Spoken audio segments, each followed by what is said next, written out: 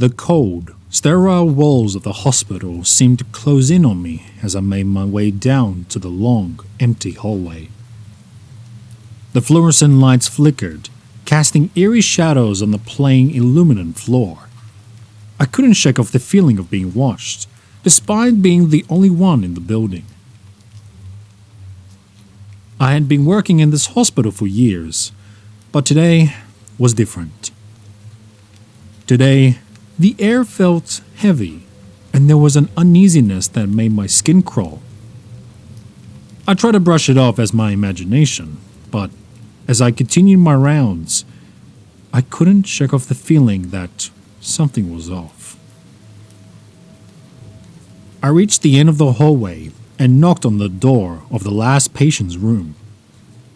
There was no response, so I cautiously opened the door. The room was dark, the only source of light coming from the small window by the bed. I stepped inside, checking the chart of the patient's name. My heart dropped when I realized that this was the room of the patient who had died last night. But that was impossible.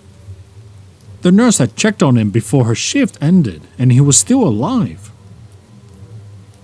I shook my head, trying to rationalize it as a mix-up in the paperwork. But deep down, I knew something wasn't right. As I made my way to the nurse station, I couldn't but feel like I was being followed. Every time I turned, there was no one there. I started to question my own sanity when I heard a noise coming from one of the empty patient rooms. I slowly approached the door and pushed it open. The room was dimly lit, and I couldn't make out a figure sitting in the corner. "Hello?" I called out, my voice shaking. The figure remained still, almost if they were waiting for me. I stepped closer, and my heart raced when I saw that it was the patient who had died hours ago. His eyes wide open, but they were blank and lifeless. I stumbled back, my mind racing. This was impossible. I had just seen his body in the morgue. But he was sitting in front of me. I turned to run, but the door seemingly slammed shut, trapping me inside the room. "Help!" I screamed, banging on the door. But no one came. I was all alone with the dead man. I could feel his empty gaze following me as I frantically searched for a way out.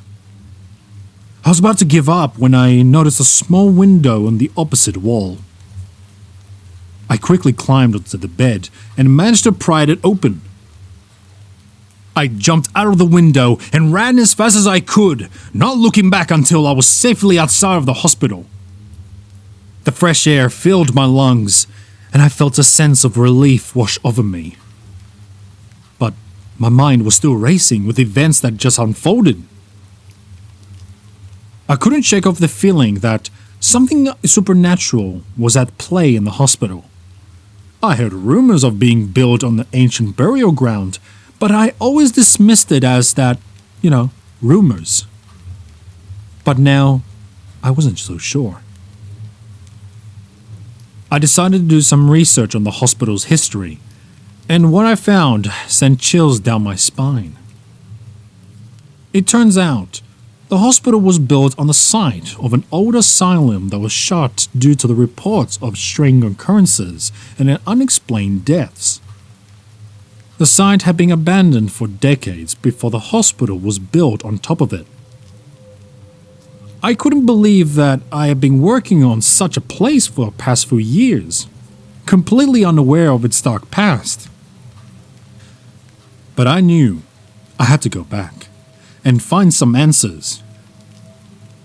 I couldn't let the memory of that dead patient haunt me forever. The next day, I returned to the hospital armed with my findings.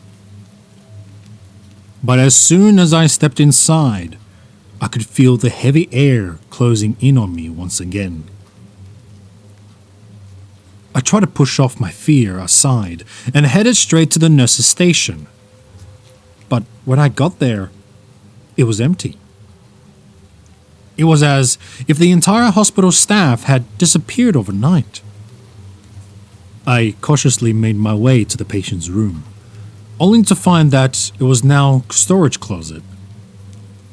The room number remained the same, but everything else had changed. Disheartened, I made my way to the morgue, hoping to find some evidence of what I experienced the night before. To my shock, the body of the patient had seemed now missing from the drawer. In its place, there was a note that read, "You shouldn't have come back." It was then that I heard a voice behind me. "You're not supposed to be here," a raspy voice hissed. I turned to see an old man leaning against the wall, his eyes wide with fear. "What do you mean? What is going on?" I demanded, my heart pounding on my chest. He took a deep, shaky breath and began to tell me the story of the old asylum.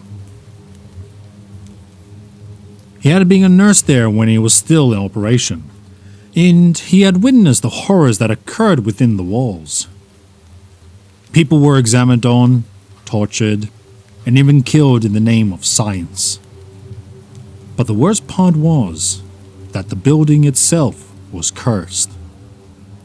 The spirits of the patients who died there never left, and their anger and suffering kept them bound to the very place they had suffered.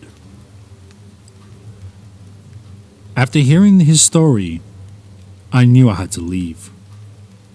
But as I turned to run, I saw them. The patients, with their hollow eyes and twisted expressions, were all around me, their ghostly figures slowly closing in. I could feel the pain and anger, and I knew they won't let me leave. Trapped in that cursed hospital, I realized that I was another victim of its dark past. And as the spirits closed into me, I knew that I would be trapped there forever, never to escape the horrors of the creepy hospital.